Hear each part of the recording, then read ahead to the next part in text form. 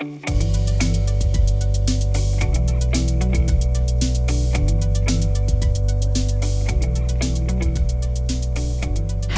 welcome back to Longdendale Tales, to the final bonus episode of 2023. It's been such a journey of research, of discovery, of brilliant conversations this year. And it seems so many months ago since I last released a podcast. For 28 days, every day in March, I recorded a podcast, of which the series are still available on Apple Podcasts, Spotify and YouTube. And you can go and visit the whole series and also an online map at longdendaletales.co.uk. And since March, there have been so many of you who have reached out and told me your stories, your connection, where the history of your house has led you when you've done your own research, your families, people who used to work at the mills, who used to work as farmers, as landowners, as walkers, as all kinds of different journeys. And I'm really pleased to say that as I continue that research, I will be continuing doing some of these podcast series in 2024. But it's not over yet, 2023, and I'm delighted to bring you in to a very special occasion, to give you a sneak peek that only a handful of people are actually able to witness live today. I'm actually stood hiding from the wind on the very slippy gravestones of Woodhead Chapel, St James Church, nestled between Crowden and Woodhead. And episode 8 of our podcast series, I visited here in March, and there I met Muriel and also Richard, who were part of the Crowden and Woodhead Residents Association. They've been working for months, many hours, calling on so many different volunteers of tradespeople, of people just generally who want to get their hands dirty in clearing the graveyard, in sorting the damp in the windows, in painting doors, to basically bring this chapel back into use. And today is the very first concert in so many years. So I'm hoping in this podcast episode that I'll be able to play you a little selection of what's to follow in the very first concert. The music is provided by Arnfield Brass Band, and it was a bit of a fantasy of mine, I'm not sure if you remember, that I really wanted to connect with Arnfield Brass Band when I was recording back in March, to bring them onto the trail and put music back in the chapel, but we couldn't do it because, ironically, it snowed. Well, there's no snow here today, but there has been heavy wind and gales, and walking over from Crowden car park to the chapel, I did fall over. I have a muddy bottom. But alas, we are here for a brilliant occasion. Some speakers are going to be featured that I can just see now in the distance in the little kind of lane that connects up to the chapel. People are being ferried in cars from Crowden car park up here. The band are about to do a sound check. There are so many people in this chapel. It's quite amazing how they fit it in. So sit back. I'll let you listen to the wind for a bit and enjoy reminiscing in this amazing moment. I'm sorry that you weren't able to be here, but hopefully this will be a nice little teaser. Get a big cup of tea, be warmer than we are right now, and enjoy.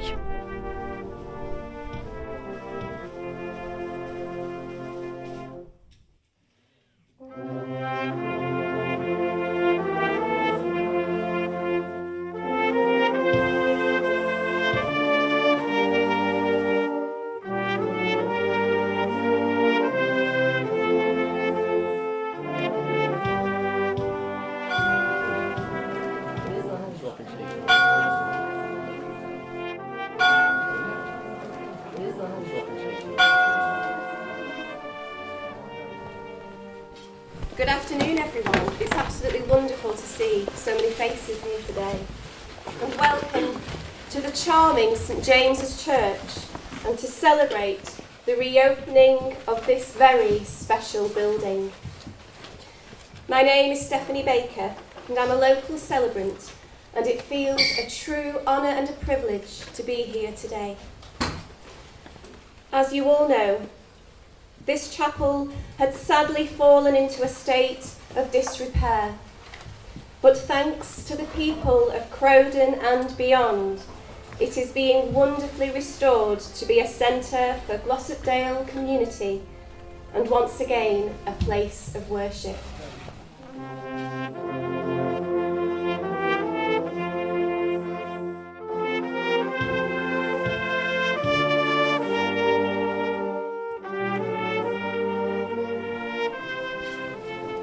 St James's Chapel has been a part of the story of Longdendale Valley since its founding in medieval times. The Church of St James was endowed to the valley by Sir Edmund Shah in 1487. The present church was built in 1724 and in 1838 was repaired after the roof collapsed. So these walls have been here for centuries, and we hope that they will be for another few centuries more. St James is an iconic building, seen by the road users between Manchester and Barnsley.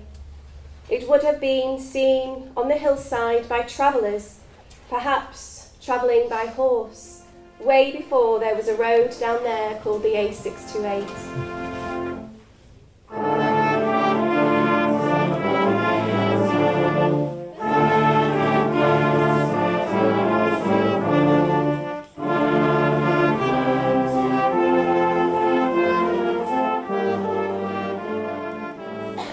We are now going to hear from those who have been involved in getting the chapel to this point. So I'd like first to introduce the Chair of Trustees, Moira.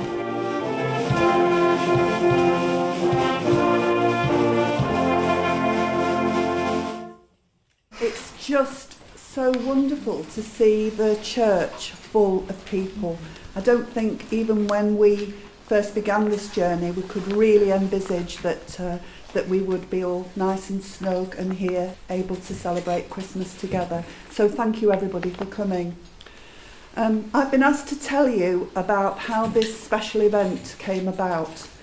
Some time ago in the summer of 22, a friend asked me to accompany him to a meeting at the chapel here.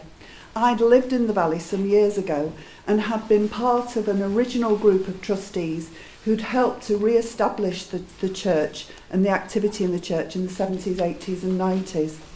But that activity had long evaporated, and so on that summer evening I returned to see the church, to see it had faded.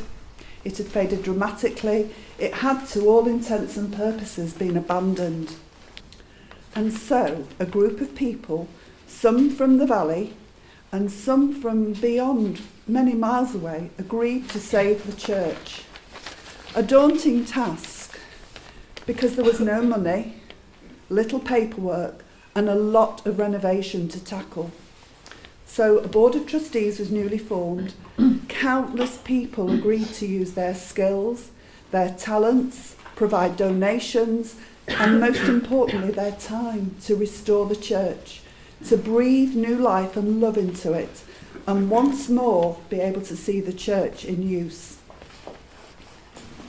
So, this reopening marks the first step into how the church will be used in the future. We hope to host religious services, afford opportunities for talks, for meetings, for local school visits, and of course carry on with phase 2 of the building works, Dennis. And a planned maintenance schedule. But events like this really matter because this is helping to bring in the funds that are so desperately needed to maintain the church. And I think you'll all agree it's a really special place to come. The Board of Trustees will spearhead the planning and hope that the church will now be used and loved, securing its future for many decades in the valley. Muriel's now going to talk to you about what actually happened with the building works in the church.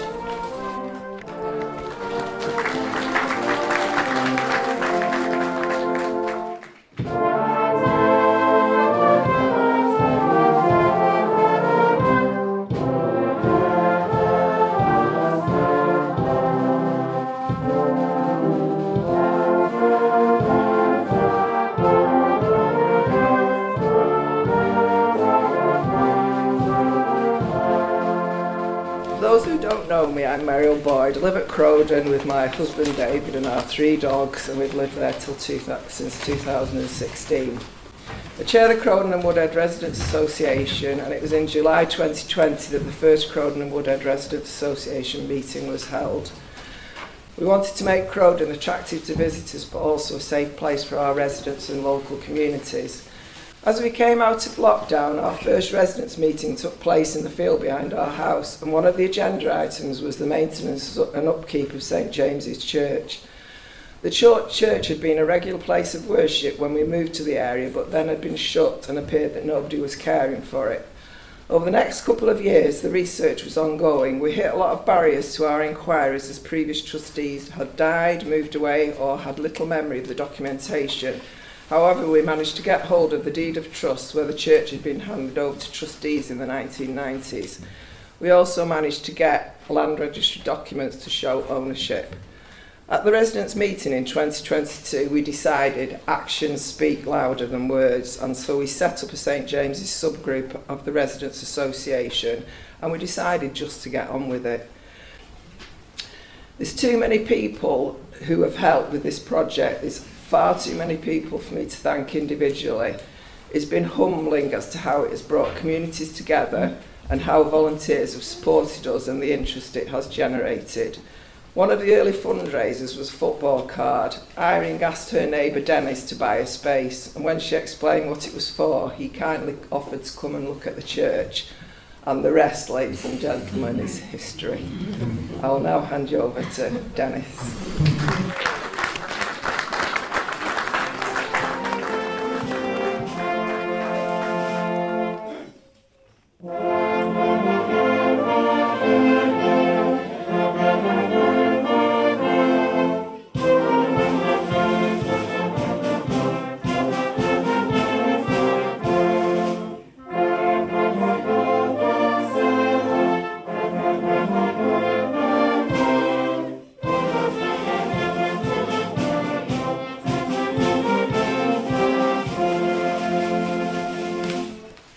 Good afternoon, everybody. My name is Dennis Jackson and I'm 76 years old.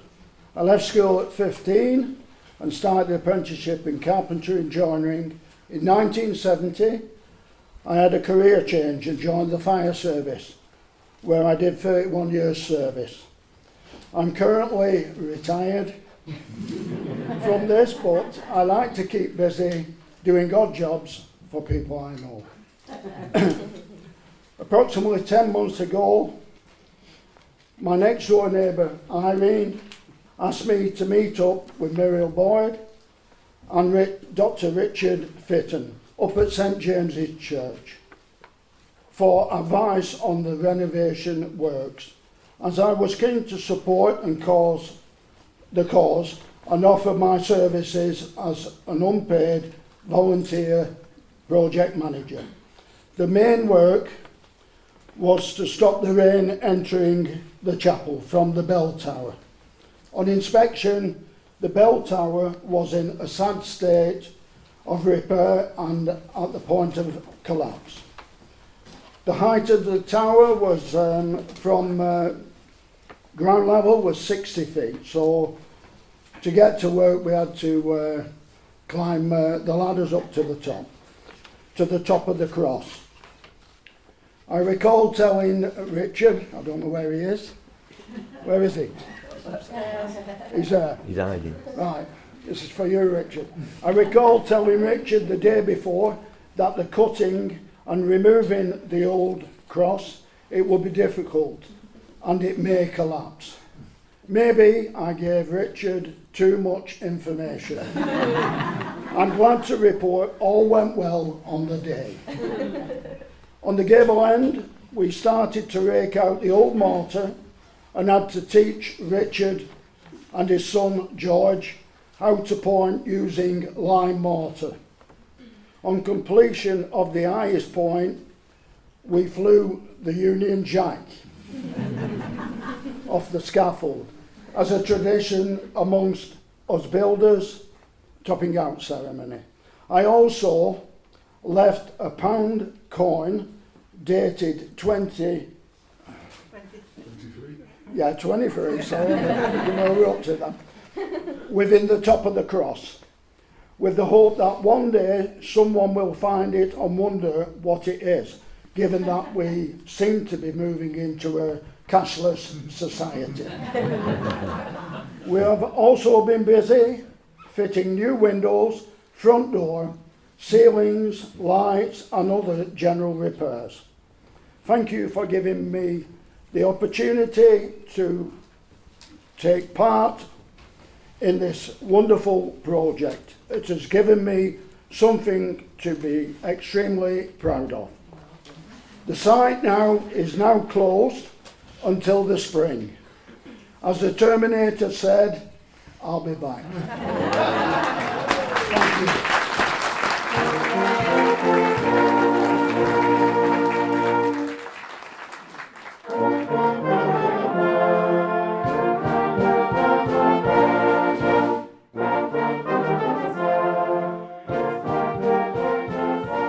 Helen has lived in the area all her life, and her parents too. Her father, Ryder Howard, had attended the church and helped from time to time. Helen remembers coming here to services as a youngster, and there was a celebration here for the chapel's centenary birthday.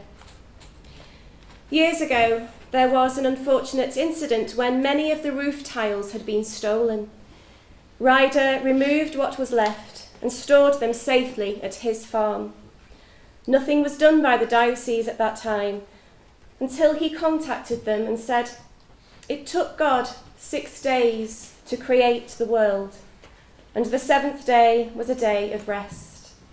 And in 6 months you have done nothing." So the point was made, and someone eventually came to fix the roof. There used to be an organ at the front of the chapel, and the organist for many years was a Mr. Austin Hawksworth. During services, he sometimes played a duff note and would turn around with a cheeky grin on his face to see if the congregation had noticed. Maybe he did it to test if they were listening. It's a funny memory for some. He was a kind and quiet man, a shepherd, and lived at the aptly named The Quiet Shepherd Farm. He had done a lot for the chapel over the years. His funeral service was the last one to be held here. It had been a big event, and the church was busy again with people. Until his organ was removed, his order of service was still resting on the top of the instrument. There was also a vicar from Dogcross that gave services here, a man called Aaron Chapman and his wife Gemma, who now have moved to Scotland. He was quite a character by all accounts and had appeared on local TV and songs of praise. They came to hold the service for the last Christmas concert held here and brought along a choir with them. And the day after the concert, Helen came to empty buckets of water which were catching a leak and noticed that the ceiling had started to fall down right above where the choir had been stood. So it was as if their singing had raised the roof. Events like these were ideal for the community to get together and have a natter, like today. Another family that attended the chapel were Philip and Joyce Evans, who have lived in the valley a long time. They are very fond of the place and over the years have enjoyed get-togethers at St. James. They live across the way from the chapel and can see it quite clearly from where they live. Together with their daughter Alison and her family, partner Kevin and daughter Harriet, who live at Bleak House, they feel quite uplifted seeing St. James being used once again. Harriet has played the violin here in the past, and Megan Evans has done readings, and Kevin Knott of Northern Glass in Glossop has kindly provided the glass needed for the restoration. When the roof was in disrepair and much of the inside of the chapel had been ruined, the aforementioned Austin Hawksworth helped out again, this time helped by another member of the Evans family, Christian Evans. Ryder Howard and other members of the valley to restore the pews, ceiling and the flooring. There had been many gravestones too that had started to wobble and become dangerous. Again they worked and spent time securing the gravestones in position and repaired the path to the church.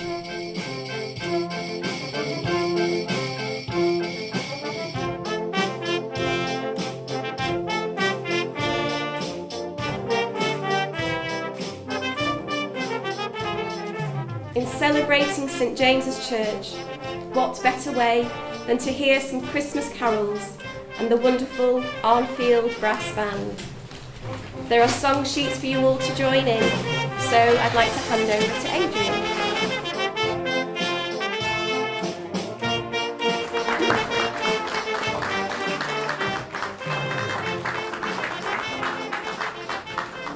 Hello there, everybody. It's so great to see this place full of people. I started doing some photography a few years ago, really got into it and started coming for walks up here. And I just got so intrigued with it, I kept coming back time and time again. And on one occasion I drove up that funny little track there and I parked up, and suddenly, to my amazement, I saw this guy with a small paintbrush and a bob hat jumping out. Who's this? Who's that? Oh, it's Adrian.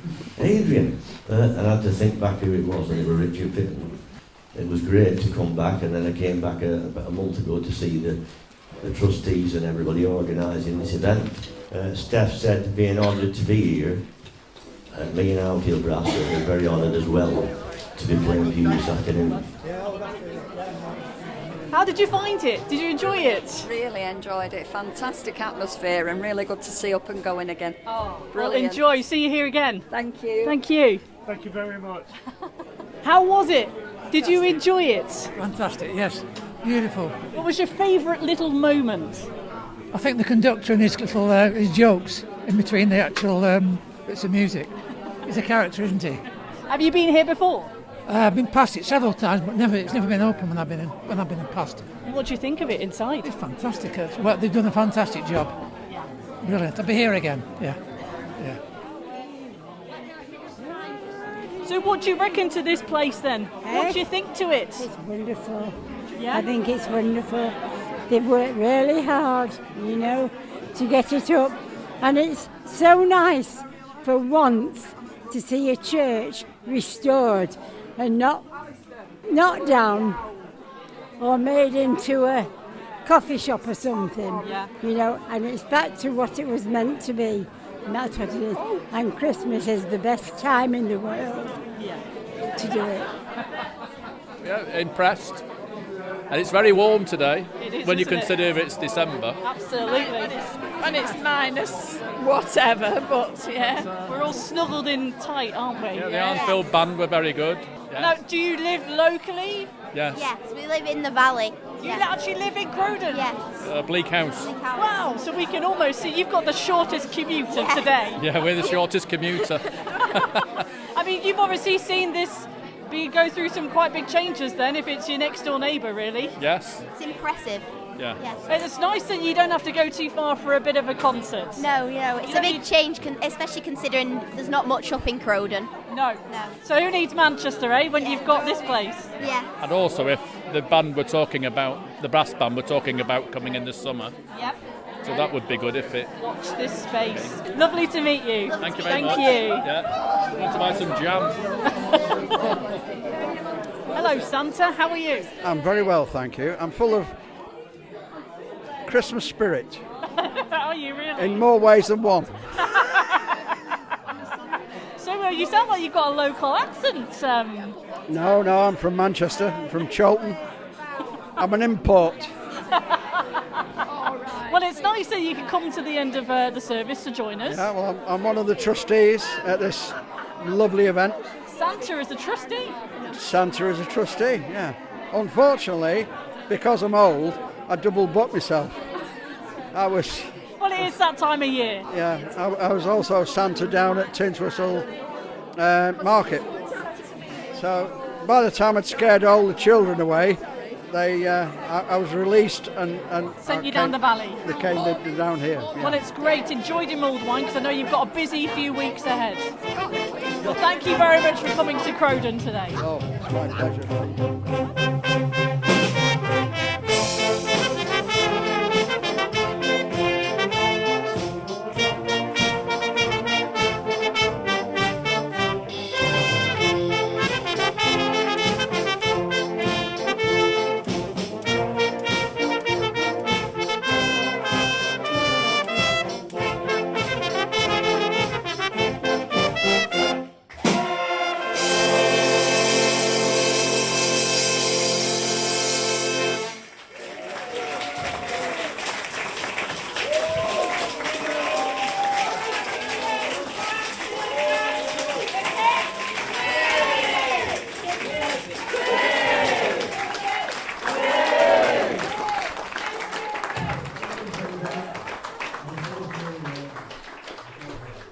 And with that is the end of a beautiful, hilarious concert, and I step out down the steps of St James Chapel into the wind, but outside, wow, an amazing sunset is happening to the right over the reservoirs towards Hadfield. Orangey sky, incredible.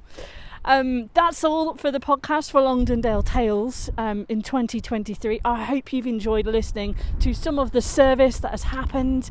And as you can hear, there will be hopefully many more events at St James Chapel over coming months. If you want to find out more about the history of this amazing place, of this area, or even just about Longdendale and the area itself, then do visit longdendaletales.co.uk.